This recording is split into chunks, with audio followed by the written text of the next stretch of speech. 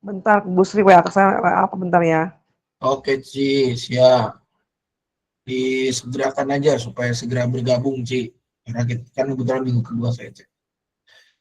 Baik, rekan-rekan semua, kita akan mulai persiapan kita pada edisi malam hari ini untuk minggu pertama dan kedua bulan November 2025 ini.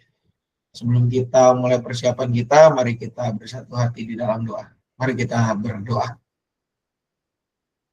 Bersyukur Tuhan, malam hari ini kami boleh kembali untuk mempersiapkan diri kami mengajar anak-anak-Mu di bulan November kelak.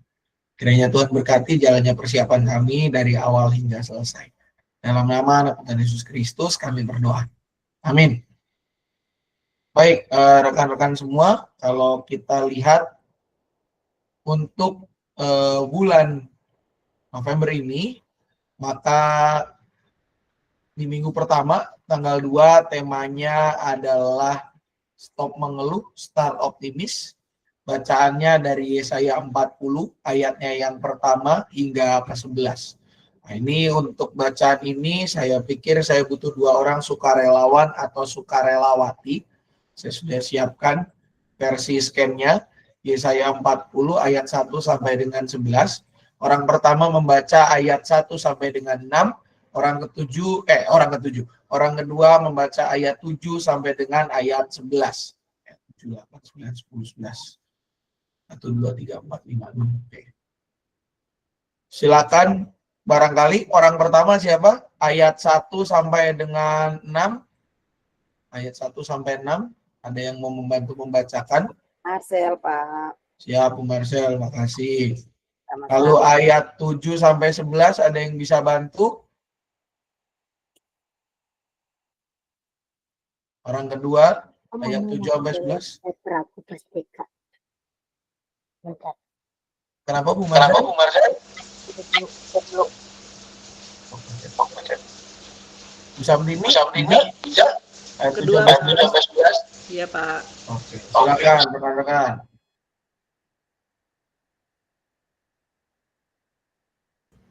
Silakan Bu Marcel, ayat 1 sampai 6. Yesaya 40 ayat 1 sampai berapa? Ayat 6 ya, Pak. 1 sampai 6, Ibu. Nanti 7 sampai 11 nanti ini. Lalu beginilah firman Tuhan, berita pembebasan. Hiburkanlah, hiburkanlah umatku, demikianlah firman Allahmu. Tenangkanlah hati Yerusalem dan serukanlah kepadanya bahwa perhambaannya sudah berakhir. Bahwa kesalahannya telah impas, sebab ia telah menerima hukuman dari tangan Tuhan 2 kali lipat karena segala dosanya. Ada suara yang berseru-seru, persiapkanlah di padang gurun jalan untuk Tuhan, luruskanlah di padang belantara jalan raya bagi Allah kita. Setiap lembah harus ditimbun, setiap gunung dan bukit diratakan, tanah yang berbukit-bukit harus menjadi tanah yang rata, tanah yang berlekuk-lekuk menjadi dataran.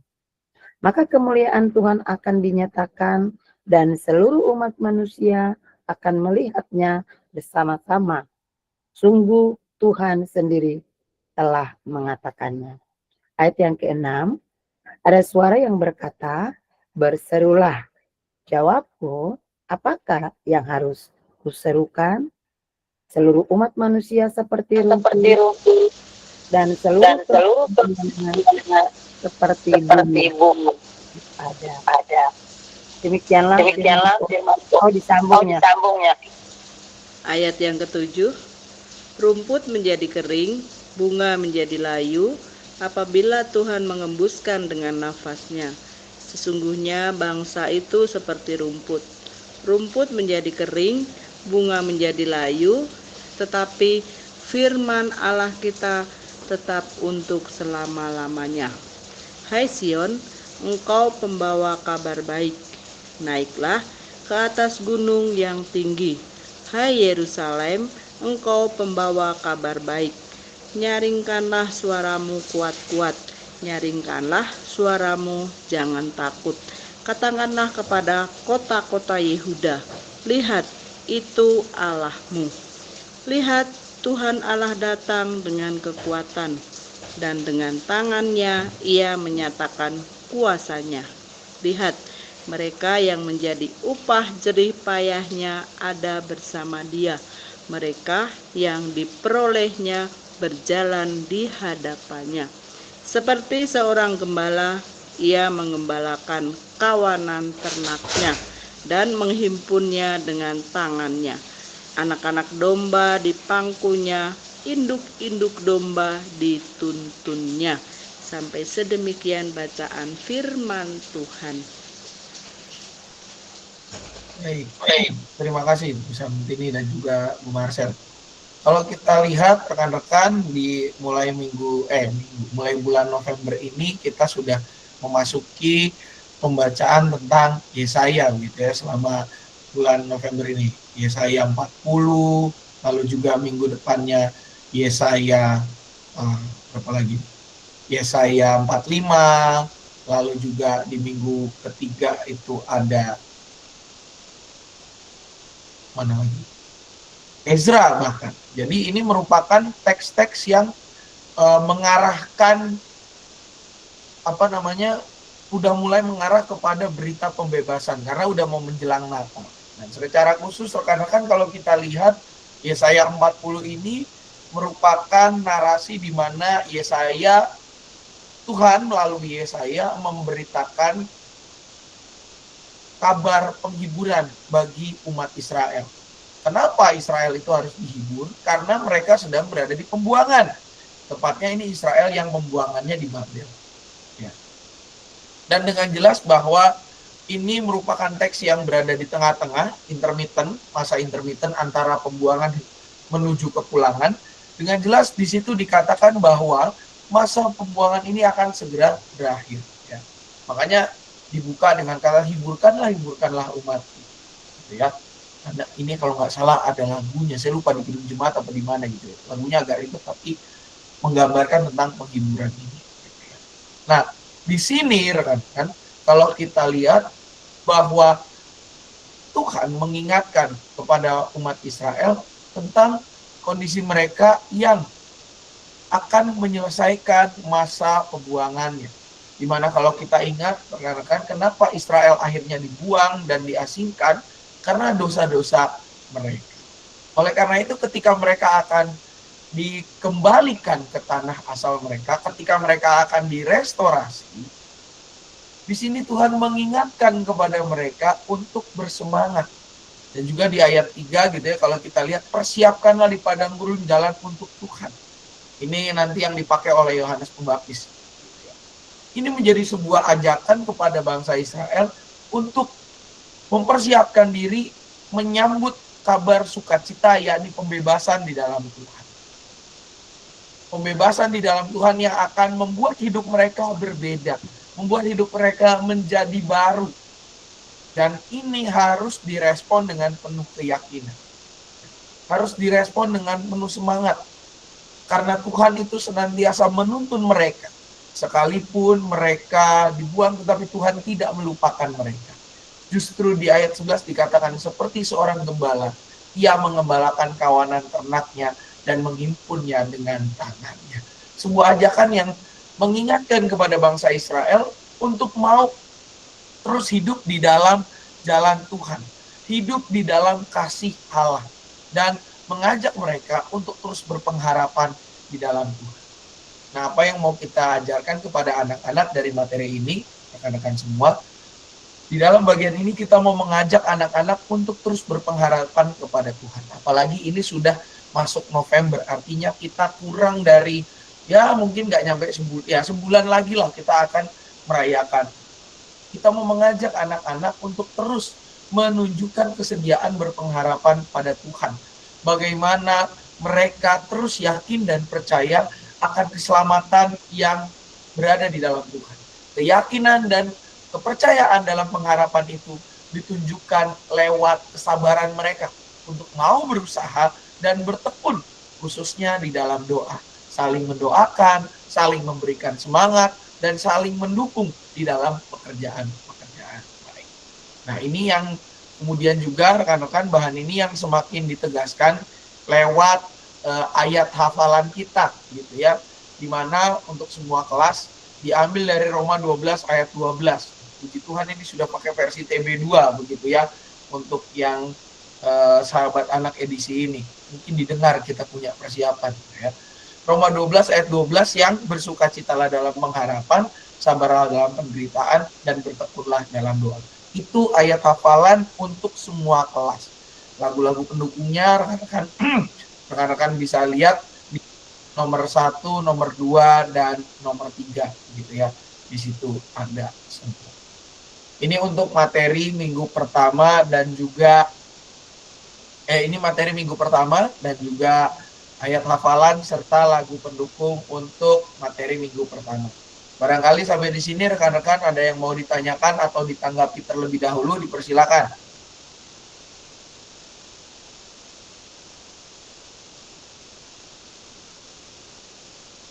Aman semua?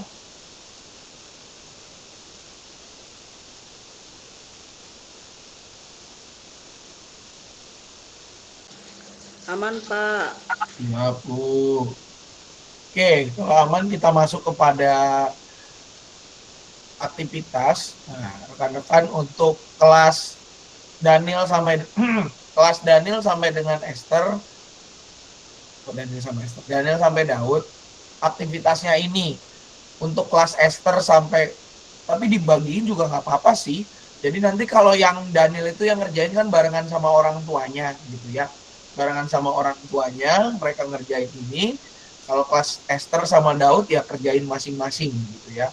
Jadi kita mau mengajar anak-anak untuk belajar merunut gitu ya. Mereka belajar sabar, belajar merunut, dan juga belajar untuk bekerja sama khususnya di dalam kelas Daniel gitu ya dengan para orang tuanya. Aktivitasnya yang ini untuk kelas Daniel sampai dengan kelas Daud.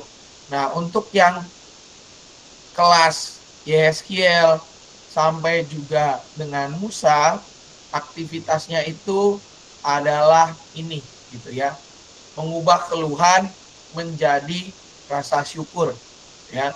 Bisa dibagi isinya keluhan, lalu yang komplain-komplainan gitu ya, lalu yang di kolom sebelahnya apa rasa syukurnya. Kenapa ini sangat penting buat anak-anak khususnya di kelas Yeskiel dan juga di kelas Musa, supaya mereka belajar yang namanya mengubah perspektif, tidak selalu menuntut ya, tidak selalu menuntut, tidak selalu mau dimengerti, tapi mau belajar mengerti, bahkan mau mengubah yang namanya keluhan menjadi rasa syukur ya. Ini yang untuk Yeskiel dan juga kelas Musa. Yang tadi yang cari jalan itu kelas Daniel sampai dengan kelas Daud. Ada tanggapan rekan-rekan untuk aktivitas? Ada yang mau diganti kah? Atau sudah cukup?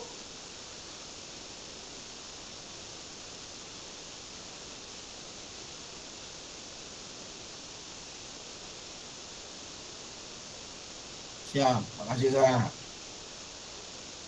Oke, kalau sudah tidak ada lagi, diingat ya rekan-rekan untuk minggu tanggal 2 November, aktivitas kelas Yeskiel dan juga kelas Musa sampai kelas Musa, ini yang ini, keluhan dan rasa syukur.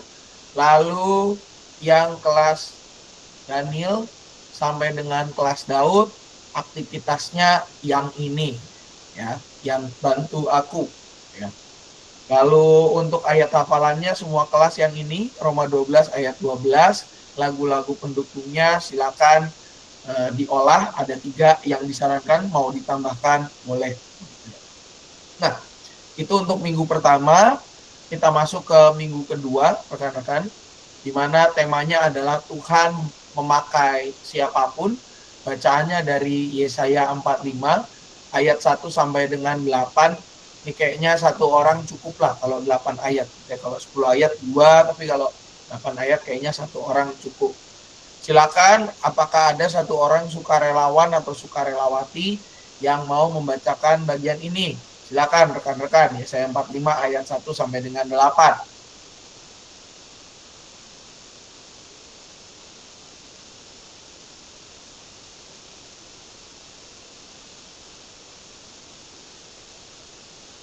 Ada sukarelawan atau sukarelawati yang mau membacakannya?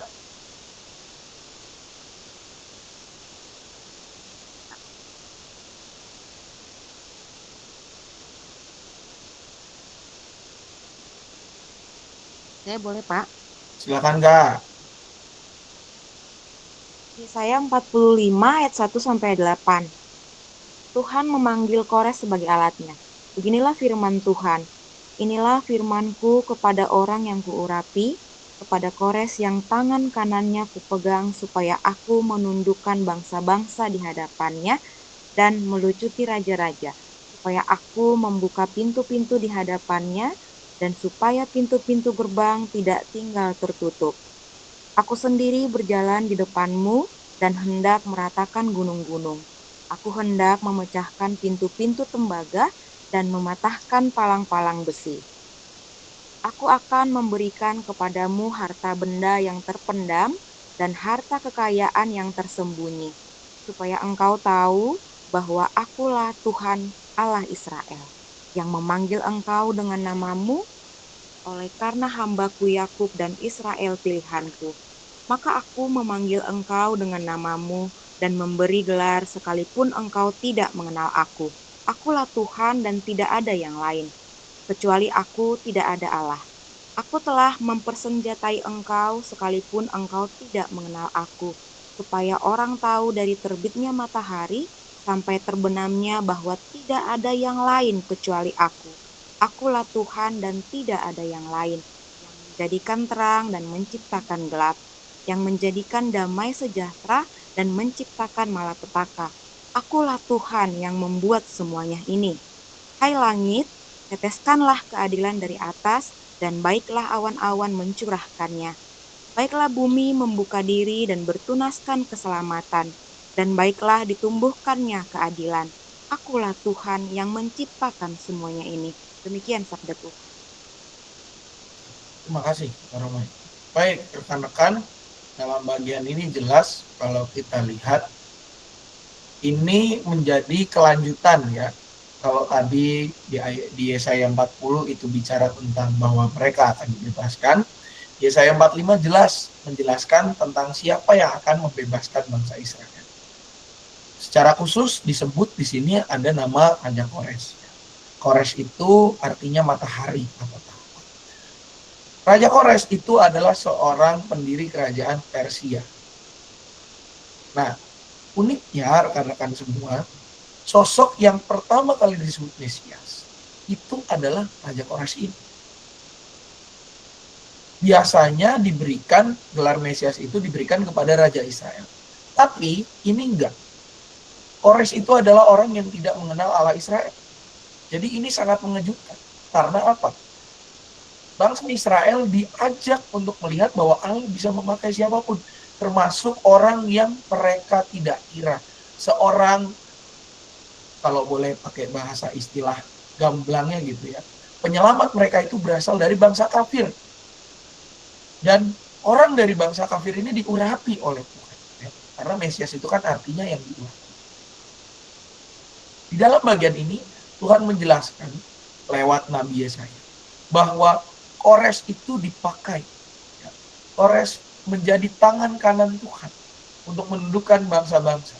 Koreslah yang nanti akan dipakai untuk mengembalikan Israel dari tanah perbudakan di mana mereka sekarang menjadi budak di Babel, kembali ke tanah kelahiran mereka.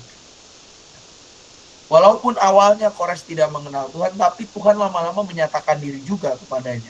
Dia mengenal Tuhan. Memang tidak berarti dia masuk menjadi seorang penganut agama Yahudi. Tetapi kalau kita membaca nanti di kitab Ezra dan di kitab Nehemia, ya, kita bisa menemukan bahwa Kores mengakui kemahakuasaan Allah Israel. Makanya nanti dia akan mendorong agar umat Israel itu dibebaskan dari Israel. Dibebaskan dari Babel. Walaupun nanti statusnya Israel itu tidak lagi menjadi kerajaan yang 100% merdeka, tetapi menjadi jajahan daripada kerajaan Babel, gitu ya, kerajaan Persia sebelumnya. Jadi bagian dulu dari kerajaan itu. Nah, oleh karena itu melalui bagian ini sebenarnya Tuhan itu mau membuka pandangan umat Israel bahwa Dia bisa memakai siapapun menjadi alatnya. Kenapa bangsa Israel itu harus dibuka wawasannya? Karena mereka itu wawasannya cupet. Mereka hanya yakin dan percaya bahwa keselamatan itu datangnya dari keturunan mereka sendiri. Nah, di sini Tuhan mengatakan bahwa kamu jangan mempertahankan pandangan seperti itu. Justru saya ini maha kuasa. Saya bisa memakai siapa saja untuk menjadi alat berkat. Segala kekuasaan ada di tangan Tuhan dan tidak ada yang lain. Segala sesuatu berasal dari Tuhan dan hanya Tuhan yang berkuasa. Tuhan berkuasa menghukum, Tuhan juga berkuasa untuk membebaskan. Tuhan berkuasa bahkan untuk menunjuk siapa yang akan membebaskan, yaitu Kores, seorang raja yang tidak mengenal Tuhan, bukan orang Israel, untuk menjadi alat menyatakan kemuliaannya. Nah, apa yang mau kita ajarkan kepada anak-anak, rekan semua? Kita mau mengajar kepada anak-anak bahwa Tuhan itu bisa memakai siapa saja untuk menjadi pembawa pengharapan. Tuhan bisa memakai siapa saja untuk menegur mereka, untuk mendidik mereka, bahkan untuk menolong mereka menjadi pribadi yang lebih baik dari hari ke hari. Sikap ini harus diiringi dengan sikap yang anak-anak untuk mau membuka diri terhadap masukan, terhadap teguran yang Tuhan nyatakan lewat guru-guru mereka, teman-teman mereka, bahkan orang tua dan sanak saudara mereka. Karena apa? Karena Tuhan adalah Maha Kuasa. Kita nggak bisa membatasi kuasa Tuhan. Tuhan bisa memakai siapa saja, bahkan mengubah apapun dari yang tidak baik menjadi baik, dari yang baik semakin baik. Kita mau mengajak anak-anak untuk semakin terbuka dengan kuasa Tuhan dan semakin mau hidup di dalam didikan yang berasal dari Tuhan saja. Ini semakin dinyatakan di dalam ayat hafalan kita, yaitu dari Roma 8 ayat 28. Yang ini ya rekan-rekan, ini yang pertama nggak pas, yang kedua TB2 tapi udah dipotong gitu ya. Karena saya cek dia ada kita tahu sekarang tapi masih oke lah gitu ya. Allah turut bekerja dalam segala sesuatu, mendatangkan kebaikan bagi kebaikan bagi orang-orang yang mengasihi Dia. Ya. Ini yang versi lengkapnya ada di sini, gitu ya. Mereka yang terpanggil sesuai dengan rencananya. Karena ini nggak terlalu panjang, rekan-rekan, maka untuk ayat hafalan semua kelas dari Roma 8 ayat 28, tapi yang full, gitu ya. Nggak usah dipotong-potong, gitu ya. TB2 yang full untuk ayat hafalan semua kelas. Dan juga untuk lagu pendukungnya, rekan-rekan bisa lihat di sini, ada peduli itu tanda kasih dan juga kebaikan itu indah. Untuk ayat hafalan, bahan dan lagu pendukung, barangkali rekan-rekan ada tambahan atau ada tanggapan, dipersilakan.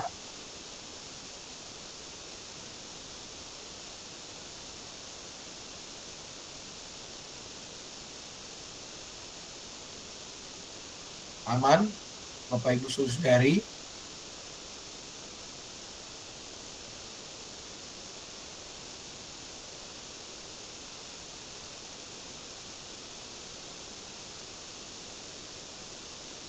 Oke, kalau tidak ada respon saya anggap aman. Kita masuk kepada bagian aktivitas. Nah, untuk bagian aktivitas rekan-rekan, untuk yang kelas Daniel sampai dengan Daud, ini bisa dibagikan gambar ini, ya. Nanti kita jelasin, ya. Ini pakai ini aja nih, gitu ya. Ikutin aja arahannya, gitu ya. Khusus yang kelas Daniel mungkin langsung dibagiin ini aja, gitu ya. Dan di belakangnya dituliskan ayat hafalannya, gitu. Jadi bikin kayak postcard gitu, belakangnya ayat hafalannya, Roma 8 ayat 28. Nah, untuk kelas yang lain juga saya pikir disamakan aja begitu, tapi tolong juga dijelaskan rekan-rekan. Ya, ini gambarnya utuh menjadi apa? Karena kalau yang lain, kalau di sini kan sebenarnya arahannya itu disusun, ya, jadi susun-susun gitu ya. Cuman kayaknya kalau anak-anak kelas Daniel terlalu ribet, Esther dan Daud juga agaknya rada-rada susah. Kalau jadi untuk mengatasi hal itu, rekan-rekan, ini gambarnya dibikin aja ukuran postcard gitu ya, 1A4 dibagi beberapa, mungkin A4 bisa dibagi 1A4 itu mungkin ada bisa 9 atau bisa 10 gitu ya. Di belakangnya itu dituliskan ayat hafalannya, Roma 8 ayat 28 tadi, Roma 8 ayat 28, belakangnya ayat hafalan, depannya ini. Nah, ketika dibagikan, kita bilang bagian ini, ya, Raja Kores mau menjadi penolong dan Tuhan pakai menjadi alat penolong. Ini menunjukkan bahwa Tuhan itu selalu menolong kita dalam segala situasi dan dalam segala hal dia tidak pernah meninggalkan kita. Bisa dibagikan penjelasan seperti itu supaya anak-anak bisa berpengharapan terus di dalam Tuhan, gitu ya. Untuk kelas Daniel, Esther, Daud, aktivitasnya seperti itu. Lalu untuk yang kelas Yeskiel dan juga kelas kelas Immanuel, Yeskiel sampai dengan Musa, sorry gue jadi Immanuel, ya. So Yeskiel sampai dengan Musa, nah ini pakai ini aktivitasnya, gitu ya. Nanti ini yang ada kotak kosong di sana itu anak-anak kita minta menulis tentang yang dituliskan di sana oleh anak-anaknya, gitu ya, itu adalah ayat hafalannya, Roma 8 ayat 28. Ya, kalau ini kan dia minta menuliskan atau menggambar bagaimana adik-adik. Kayaknya udah terlalu sering, minggu kemarin juga sama, gitu ya. Nah, ini kita minta mereka itu menulis di sini. Jadi dikasih blank begini, kita minta mereka itu menulis ayat hafalannya. Roma 8 ayat 28. Yang kita tahu sekarang bahwa dan seterusnya. Nah, ini yang Yeskiel sampai dengan Musa.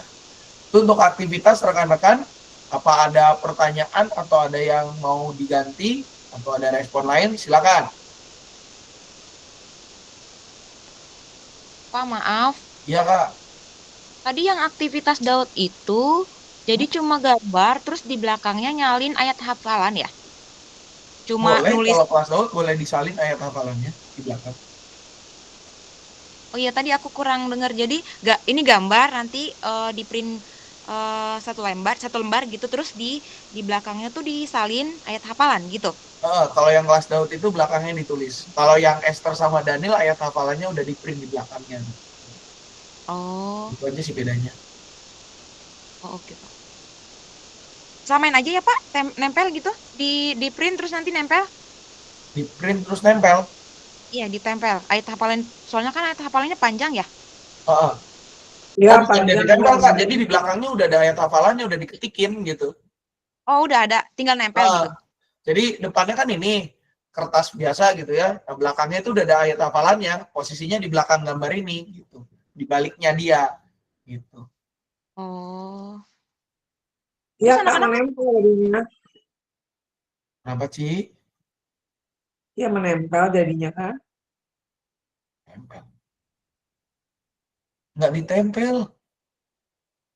Di baliknya udah ada. Jadi nanti di print belakangnya tuh udah ada gitu loh. Nggak ditempel. maksudnya Malam Pak, mungkin gini maksudnya Pak. Jadi biar anak-anak ada aktivitas, aktivitasnya di print aja. Jadi anak-anak menempel Pak. Jadi kita printnya beda gitu Pak. Gambar sendiri, ayat hafalan sendiri. Jadi anak-anak ada aktivitasnya menempel aktivitas gitu di belakang gambar mungkin Pak. Seperti itu. Ini baru saya dapat. Baru saya dapat idenya. Makanya dari tadi bingung. Tempel. Boleh sih kalau emang gitu. Jadi nanti dua yang satu kertas, yang satu isinya gambar, yang satu ayat hafalan, di belakangnya ayat hafalannya itu ditempel gitu ya. Boleh juga sih gitu. Gitu mungkin Kak Roma, Ibu Sabtini, Ci email. Iya Pak, baik. Iya Pak, makasih. Oke, siap Bu. Itu yang kelas Daniel, Esther, Daud. Ya, jadi diingat lagi rekan-rekan yang Daniel, Esther, Daud seperti tadi, ada gambar, nanti ada di print juga ayat hafalannya, anak-anak tinggal nempel di belakangnya, gitu ya. Nah, yang untuk kelas Yeskiel sampai dengan Musa, ini di print, di kotaknya itu, ya, yang ada tanda kutipnya itu anak-anak menuliskan ayat hafalannya, Roma 8 ayat 28. Nah, kita tahu bawahnya. Ini yang Yeskiel sampai Musa. Kalau yang tadi yang ada tempel-tempelnya itu adalah Daniel, Esther, Daud. Oke, ada lagi yang mau ditanyakan rekan-rekan? Cukup?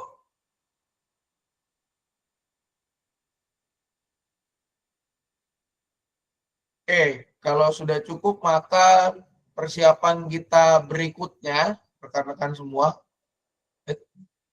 Ya, siap Bu. Untuk persiapan kita berikutnya, itu kita akan persiapan di bulan November, di tanggal 8 ya. 8 November 2025, itu kita ada persiapan materinya untuk minggu